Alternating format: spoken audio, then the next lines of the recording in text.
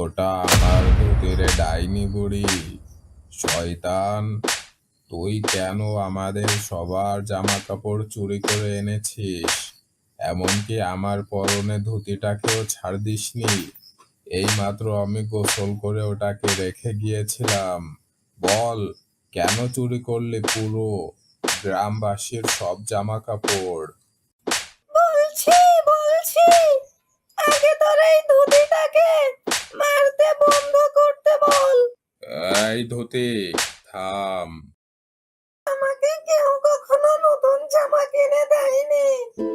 ঈদের দিনে সবাই নতুন জামা কাপড় পরে সেজে গুজে বের হয়।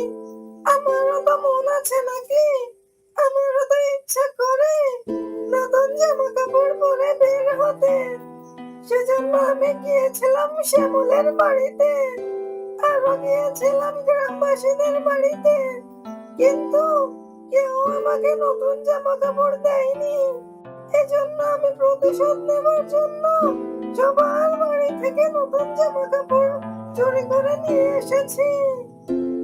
এই ডাইনি বুড়ি শোন, এই ঈদ উপলক্ষে আমি তোদের তিনজনকেই নতুন জামা দিচ্ছি। গ্রামের উপর আর কখনো কোনো হামলা করবি না। আর যেগুলো এনেছিস সেগুলো সবাইকে ফেরত দিয়ে আয়। ঈদ হলো খুশি, ঈদ হলো আনন্দ। সকল দ্বিধাদ্বন্দ্ব ভুলে গিয়ে সবাই একসাথে শান্তিতে থাকার নাম ঈদ।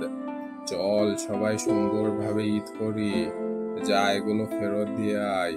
আর তুইও ঈদের দিন এখন থেকে আমার কাছ থেকে নতুন জামা কাপড় পাবি, ঠিক আছে?